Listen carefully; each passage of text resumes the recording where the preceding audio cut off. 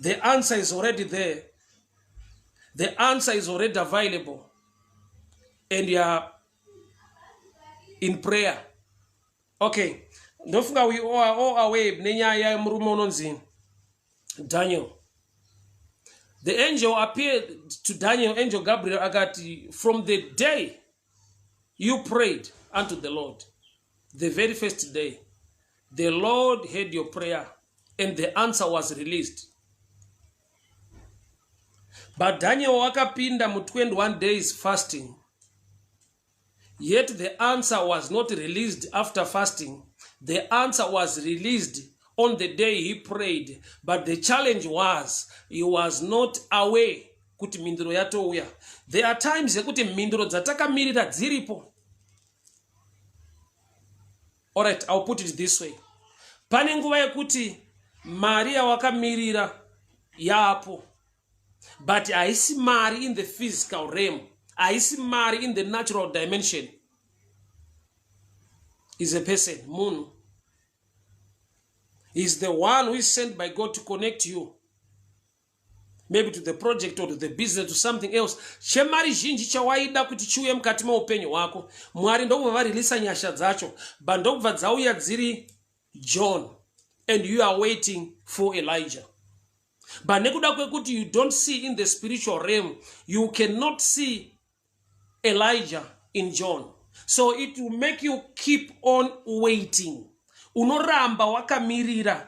Chawakamirira di Elijah. But chauya di John. So mungari nedzimwe nguva une mindiro dzakadaro muupenyu hwedu. Kuti chaunenge wakamirira vanochiunza. But chinotoda kuti uve spiritually mature, uve nemeso akavhurika emweya ekugona kuona kuti mari yandakamirira munhu uyu. So there are times that you can ill-treat that person or you can reject that person. Usingazive kuti you are rejecting the answer, the business or the money you have been waiting for. Mary and Martha vachitaura na Jesu vanoti tinoziva kuti hanzvadzi yedu ichamuka on the resurrection day or on the last day. Jesu ndokubva ati, no, I am resurrection and life. Kureva kuti they were in the presence of resurrection, but mavari mune knowledge yekuti we will wait kana kuti nguva ichakwana in the future, nguva ichasvika yekuti hanzvadzi yedu Lazarus will rise up in the resurrection day. They were talking to the one anova iye resurrection, but even now to them resurrection was a day. Kwavari kumuka raitova rimwe zuva. That's why Mary ati, we believe kuti hanzvadzi yedu ichamuka. He will rise again in the resurrection at the last day. So to them, resurrection was a day. Yet Jesu waakamira naye ndiye resurrection ndiye kumuka. But to them knowledge rimavari ndere kuti the last day ndo ichava resurrection day. Zvinorevei muupenyu hwedu nhasi. There are times yekuti the answer is already standing in front of you, but you are still waiting. Une kumirira nekutarisira kuti pane musi wazvichaita, pane gore razvichaita, pane pazvichanyatsoita. Yet the answer is there and is standing in front of you. John 4:24. The Samaritan woman achitaura na Jesu anoti, the Messiah will come and you will tell us the whole truth. Jesu ndokubva amuti, ini wauri kutotaura naye ndini wacho wamakamirira. But she was not aware. Nekuda kwekuti she was so much into the scriptures, sema Pharisees, so much into the scriptures, but they were not spiritually mature. They had no spiritual insight. They had no spiritual eyes to see. So dambudziko ratinaro dzimwe nguva nekuda kwekuti Mwari mweya, vanomunamata mumweya nemuzvokwadi. Zvokwadi is the word, is the truth, right? Then the spiritual side now, ndo iri kuti ikaleka unoona kuti we can be standing takamira in the presence of the answer and we still be waiting. People of God, hear me very well. Mwari ndiye wazuro nhasi namangwana. He is the same yesterday, today and forever. hapana paachazova more powerful than today. Why? Because he does not ashanduke. Simba raanaro nhasi ndo simba raanaro mangwana ndo simba raanaro nezuro. Maari mune kuzadzikiswa kwese hamuna day raanoimprove to be a better God or a bigger God. He is the same. Ability yake, simba rake is the same. Zvoreva kuti pese patinochema kuti dai Mwari vazoita chinichi muupenyu hwangu, tiri kuswededza answer mu future tichibvisa mu presence kana kuti mu now because of our understanding. The Pharisees shoko vanaro. Saka zvanzi nevadzidzi ingawani vaitotaura vaFarisi kuti Elijah will come first and restore all things, then the Son of Man will appear. Just know that Elijah came and they did not recognize him. Vaitadza sei kurecognize Elijah kana vanga vane mascriptures shoko vachiriverenga. That there is a dimension yekuva intellectual yekuverenga nekuziva yekuva academic, but there is a spiritual dimension yekuti your eyes will be open and you will see the things of the spirit. Sei vakatadza kuziva kuti Elijah auya. Elijah came spiritually. Iyo vaitomirira to see Elijah in the physical dimension, but Elijah came spiritually. Bible note, and John came in the spirit of Elijah. John came in the spirit of Elijah. Johani akauya ari mumweya wa Elijah. So the Pharisees were waiting for the physical Elijah to manifest and restore all things. Yet John came in the spirit of Elijah.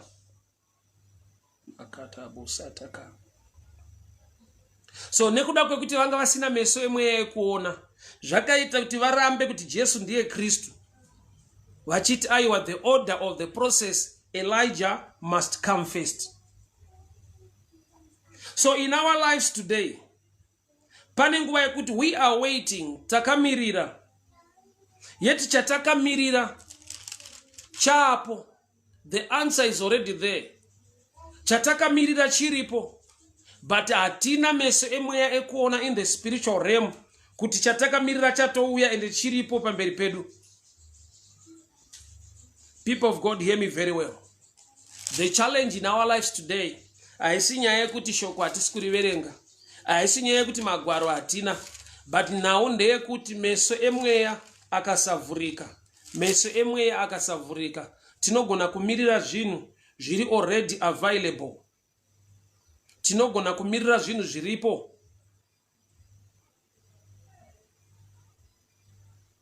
So Johani akauya, but wauya physically as John, but in the spiritual dimension he is the Elijah that they were waiting for.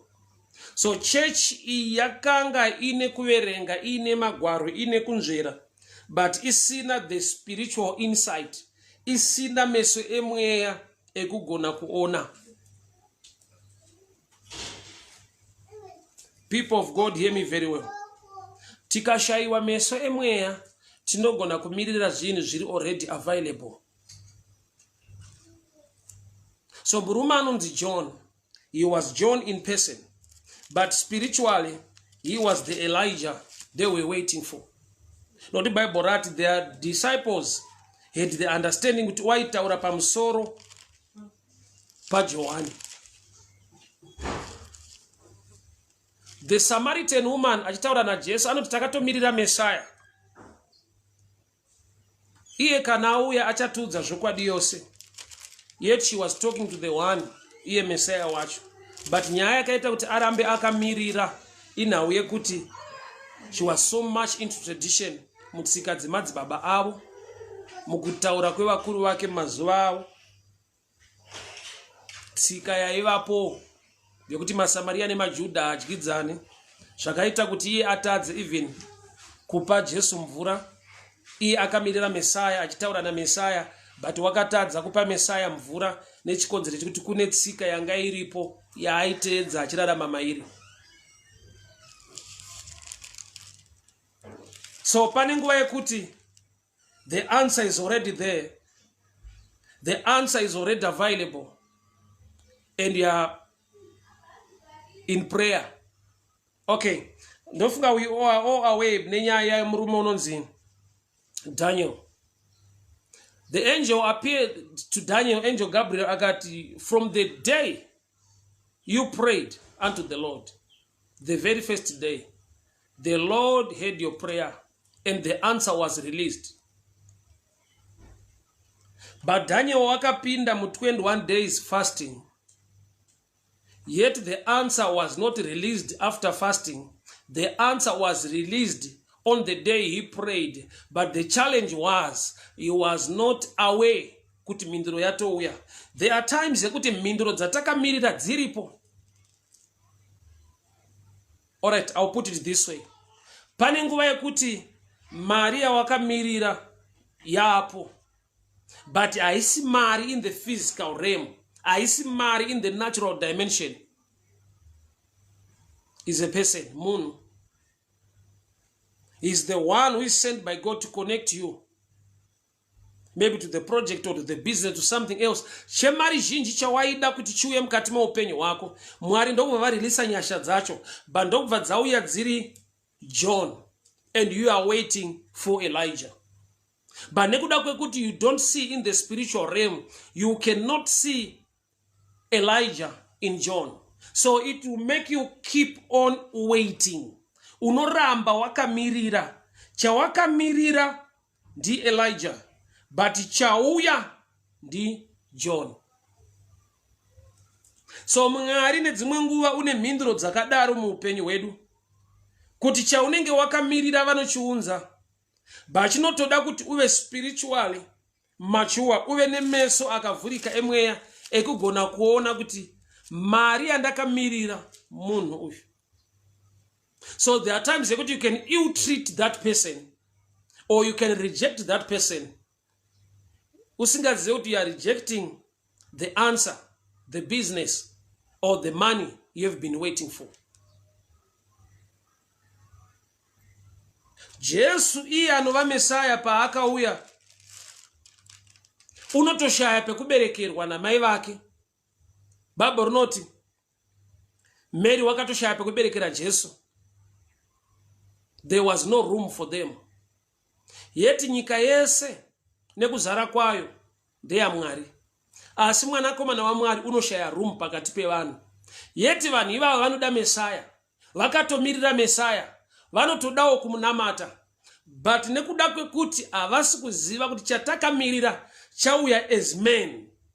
Nokuti he became man. He became flesh. Akatoberekwa, akararama pakati pevanhu. And people were waiting kuti Messiah achauya. But ndokubva auya nenzira iri mu natural realm yekuti anoberekwa na Maria. But spiritually ari iye mwanakomana waMwari. Kabadaya sataka. Kabadaya sataka. People of God, hear me very well. Handi here kuti chawakamirira chakatouya ukachiignore. Kati chawakamirira chakatouya chirimo muupenyu hwako. But urikutadza kuona kuti ndicho nekuda kwekuti meso emweya haana kuvhurika, meso emweya akavharika.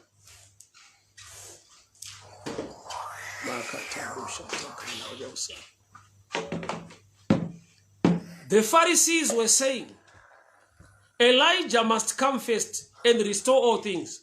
Jesu ndokubva ati, aiwa, Elijah akatouya kare, vakaita zvavaida naye, because they did not recognize him. Nokuti havana kunge vamuziva. Elijah akauya, they did not recognize him. Vakaita zvavanoda naye. So Jesu achitaura na Mary. Mary ati aiwa hanzvadzi yedu tinoziva kuti ichamuka on the last day. Jesu ndokubva ati aizve, I am resurrection and life. So to them resurrection was a day. But Jesu pano ari kurivhila kuti chamunofungidzira kuti izuva is a person. So pane imwe nguva yawakamira kuti nenguva yakati gore rakati pane zvandiri kuronga ndofunga zvichamanifesta zvichanyatsobuda zvakanaka nenguva yakati, nekuti nguva ino haisiriyo. Mwari ndokubva vabvisa zvawakatarisira mune imwe nguva, ndokubva chavigwa mune umwe munhu. So the day ndokubva rava a person. So pane nguva yekuti mazuva awakamirira nenguva yawakamirira kuti zvimwe zvinhu zvichaita muupenyu hwako, Mwari vakazvibvisa muzuva ndokubva vazviisa mumunhu. Munhu uye ndokubva auya muupenyu hwako, ndokubva wamuignore uchiti aiwa pane zvinhu zvandakamirira neimwe nguva ichasvika zvinhu zvangu zvichafamba. Yet that person ndiye the day you are waiting for kuti rizomanifesta in the future. Havana kuziva kuti resurrection rabviswa pa-understanding yeday and now become a person. Let me warn you, people of God. Chinhu chinonzi munhu, Mwari unoshanda nemunhu, Mwari unoshanda nevanhu. Whether is a pastor or not, whether a believer or not, what you need to do is to have spiritual eyes. Kuva nemeso emweya, kuva nenzeve dzemweya dzinonzwa zvemweya nekuona meso emweya anoona zvemweya. Okay, you remember the story of Gideon. Gideon akanzi kana uchitya tora muranda wako pura uende mukembe yemaMidhiana, unonzwa kuti vari kuti kudii. The whole Israelite camp, Mwari havana kushandisa anyone from Israel to speak into the life of Gideon. But Mwari vakati enda kukembe yemaMidhiana, the enemies, ononzwa zvavanenge vachitaura within their camp. So God can also use the mouth, muromo, wemunhu asingatende asinganamati, to speak into your life.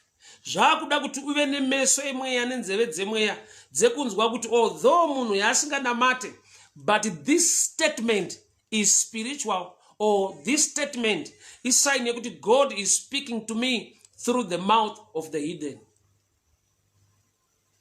Gideon wakabatsirika akasimbiswa akawoshipa Mwari ari mukembe yemaMidhiana, anzwa interpretation yedream ichitaurwa nemaMidianites. God used the Midianites to speak into the life of Gideon.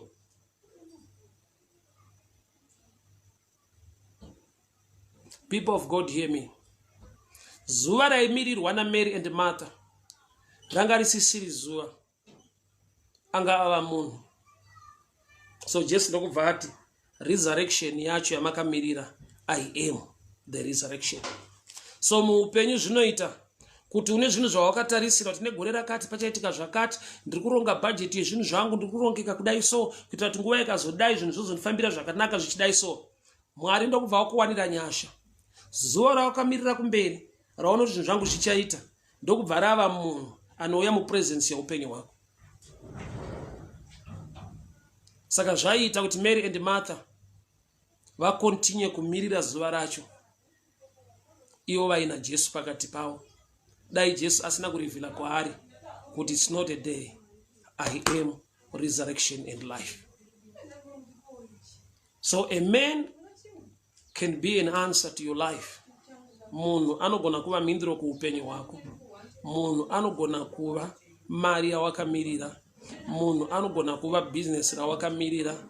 Munhu anogona kuva whatever. Mwari unogona kurelease an answer in a dimension inotoda kuti uirecognize. Why? Nokuti Elijah came, but akauya without the name Elijah. He was John. And they did not recognize him. Havana kumuziva nokuti haana kuya aine zita rekuti Elijah, akauya aine zita rekuti John.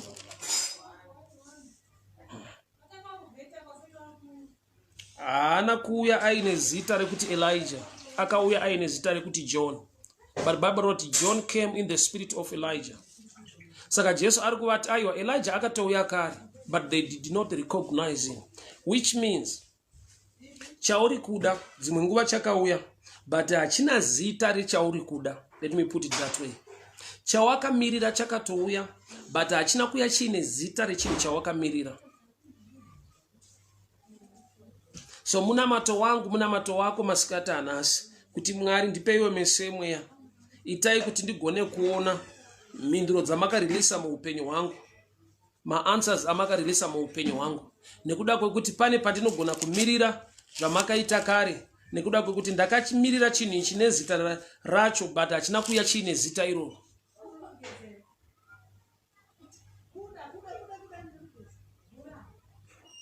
John came in the spirit of Elijah, and they were still waiting. They were still waiting. They were still waiting for Elijah. But for the sake of reference, this scripture, it's Luke chapter 1, verse 17. I'll start from verse 15. For you will be great in the sight of the Lord. Luke 1, verse 15. You will be great in the sight of the Lord.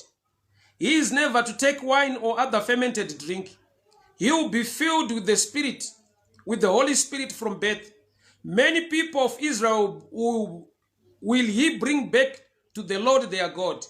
He will go on before the Lord in the spirit and the power of Elijah, to turn the hearts of the fathers to their children and the disobedient to the wisdom of the righteous, to make ready a people prepared for the Lord. So Luke 1 verse 15 kusvika pa 18 inotiudza kuti Elijah came, but haana kuuya as the person or with that name as Elijah. Uyu ndi John the Baptist, who came in the spirit of Elijah, in the spirit and power of Elijah.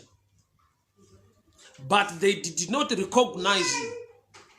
Saka pari kuuya Jesu havagone kubvuma kuti mwana waMwari, nokuti vari kuti aiwa shoko rinoti Elijah will come first.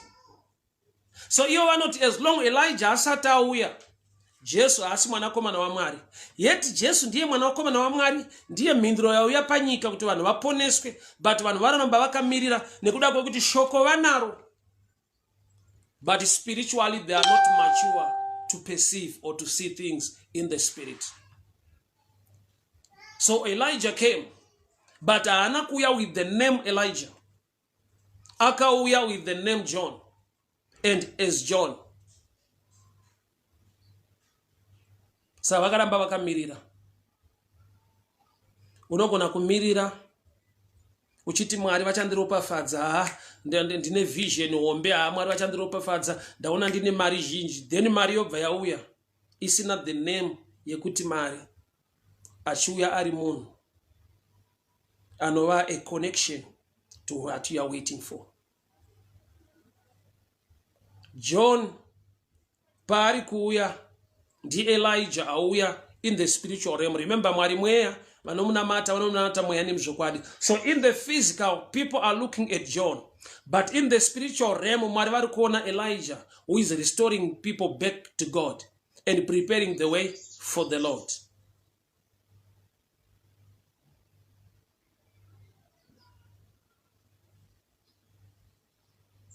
So munamato wangu masikati anasi, munamato wangu mangwanani anasi hama yangu, ndio kuti Mwari ndimi wazuro nasi na mangwana. Hapana pamuchati ndichava nesimba zhinji, muri Mwari wamasimba ose nguva dzose. Kureva kuti mhinduro nekuchema kweupenyu wangu, the answer is already in my house. The answer is already irimo mhinduro imo muri mangu, irimo mhinduro munyika yandiri, irimo mhinduro yemukati mebasa rangu.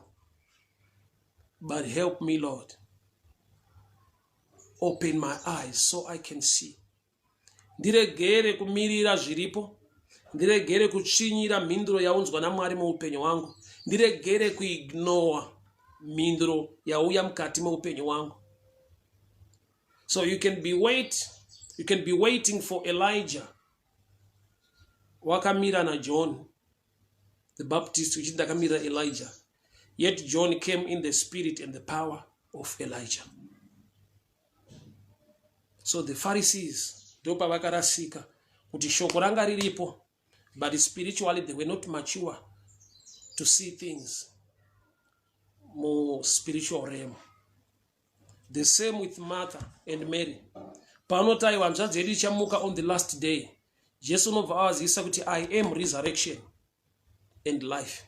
They were waiting for the day, their hope, their trust yanga iri muday which is the last day, not in Jesus. Nokuti kuna Jesu vakatoti dai manga muri pano hanzvadzi yedu hayaifa, yet aripo anova iye upenyu, but vanotaura na resurrection na life vachiti dai manga muri pano, yet kuvako kwaJesu panzvimbo resurrection yatouya, but vari kuti iriko on the last day. So the day kuna Mwari anga ava munhu ndiJesu ari kuapia kuna Mary and Martha. Elijah kuna Mwari ndiJohn auya, but vanhu vachimutarisa he is John. Vanhu vachimutarisa he is not Elijah in the physical realm, but spiritually he came in the spirit and the power of Elijah. That's why Jesus akauya, but they did not recognize him. Vakaita zvavanodana. So there are times that you can mess up with what God has released into your life as an answer. You can ignore. Unogona kutarisira pasi mindiro yaunzwa naMwari muupenyu hwako. Nokuti dzimwe nguva une tarisiro dzauinadzo from the natural realm, dzisiri spiritual. Kutaiwa kana Mwari vachida kundipa zvakati vanoita zvakati, kana Mwari vachida. So there are times yekuti takaisa Mwari in a box. I challenge you to think outside the box. Nokuti kana wakuita zvaMwari wakuita zvemweya, you must be spiritually alert, spiritually mature to perceive and to see. Uregere kumirira zviri